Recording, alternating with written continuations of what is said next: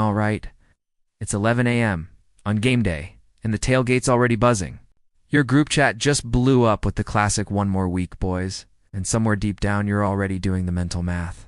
How many IPAs, seltzers, or mystery punch cups stand between you and tomorrow's 7 a.m. meeting, or worse, that family brunch you promised to attend?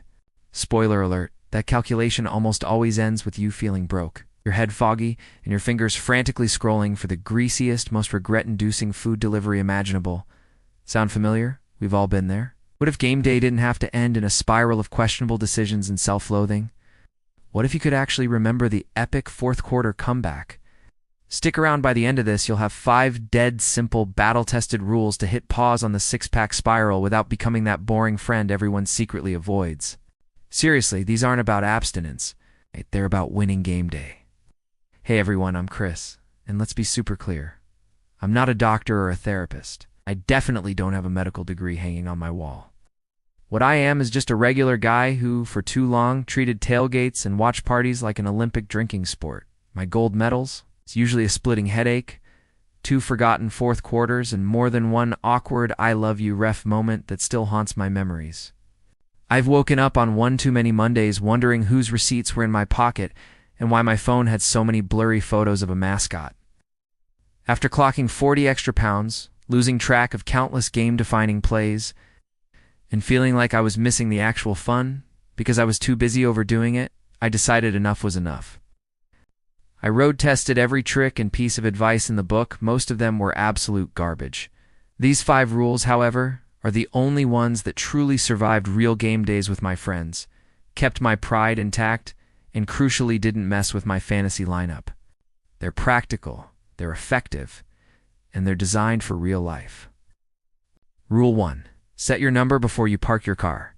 This first rule is an absolute game changer. It is deceptively simple. Decide exactly how many drinks you have. Commit to it before the car even goes into park, or before you step foot into the watch party. Write it in your phone notes. Tell a friend. Tattoo it on your brain if you have to. The point is to make that decision when you're clear-headed and your willpower is strongest. Why is this so powerful? Because once the party starts and the energy is high, your brain's decision-making centers start to take a hit. The CDC defines binge drinking as 4 or more drinks for women and 5 or more for men on a single occasion. So if you want to remember the final score, or just avoid that crushing regret, aim well below that line. Maybe you tell yourself, I cap at 3. Once you've made that declaration, the number isn't negotiable. It's just background code, like the parking brake on your car. When your buddy inevitably starts a shotgun rally or shoves a fresh beer in your hand, you're already locked in. There's no mental debate and no peer pressure loophole to exploit. You've already made the choice, and now you're just executing the plan. This pre-commitment strategy is about reclaiming control before the game even begins. Rule 2, 1 water per alcoholic drink, no exceptions. Hydration isn't a trendy wellness fad. It's the absolute cheat code to keeping your blood alcohol concentration from redlining. Let's do some science. Alcohol is a diuretic. Blocks your body's antidiuretic hormone, which tells your kidneys to reabsorb water. So every beer or mixed drink sends extra fluid out of your body, leading to dehydration and gifting you tomorrow's pounding headache. It's a vicious cycle. But here's the magic. Alternating every alcoholic drink with a full glass of water. While water doesn't reduce your BAC any faster, it does help you stay hydrated and gives your liver more time to metabolize the alcohol you've consumed. Plus, it gives your hands something to hold.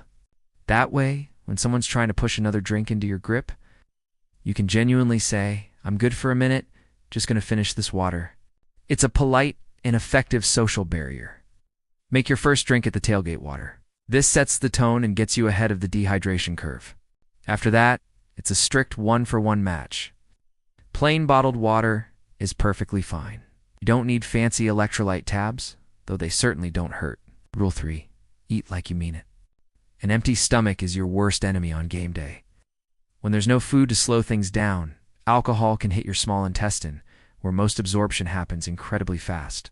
On the other hand, a hearty meal can slow that absorption process significantly. We're talking about a solid meal packed with complex carbs, protein, and a little healthy fat. Think of a chicken burrito with rice and beans, a substantial peanut butter sandwich on whole grain bread, or a classic burger with the bun. These foods create a physical barrier, slowing alcohol's journey into your bloodstream and giving your liver more time to process it. Those salty snack mixes on the table. It's fine for grazing, but they won't do much to slow alcohol absorption. In fact, salty snacks can make you thirstier, potentially leading you to drink even more. The key is timing. Eat a substantial meal before you crack that first can. Then snack again around halftime to keep that buffer topped up. Think of your stomach as a protective sponge. The more solid food you put in it, the slower the alcohol will take effect, allowing you to enjoy the game without feeling overwhelmed. Rule 4. Draft a wingman, not a drinking captain. This rule taps into the power of accountability, and it's incredibly effective. Pick one trusted friend and clue them in on your plan.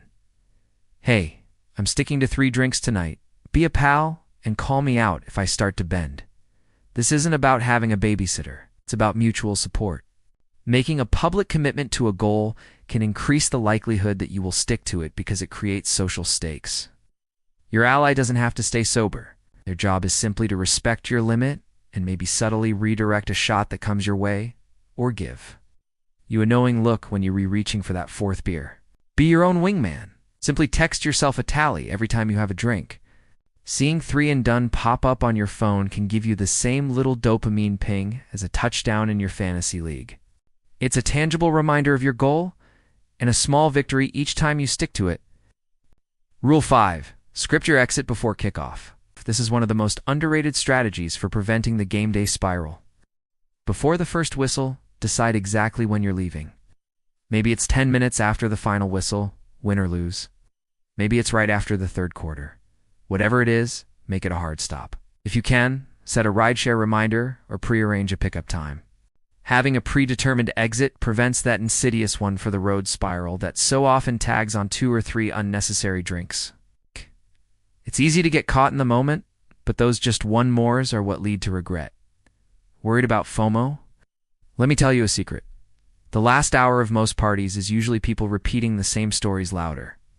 With rapidly diminishing returns on fun, you're not missing groundbreaking conversations. You're missing slurred words and potential bad decisions. Exit on a high note. Get to bed at a reasonable hour, and you'll wake up with clear memories of that game-winning field goal, not a phone full of blurry selfies and a vague sense of dread. Your future self will thank you for this. All right, you've got the rules. Now it's time to put them into action. I challenge you. Try one rule this week. Any rule. Then drop a comment below and let me know which one you picked. Your feedback helps the algorithm know this video is actually useful, bringing it to the next person who needs to win against game day binge drinking. And if you want more no BS ways to enjoy game day without the Monday shame or the fuzzy memories, do yourself a favor and hit that subscribe button. We're building a community of people who want to maximize fun without sacrificing their well-being. So, to quickly recap our winning strategy, first, set your number before you park the car.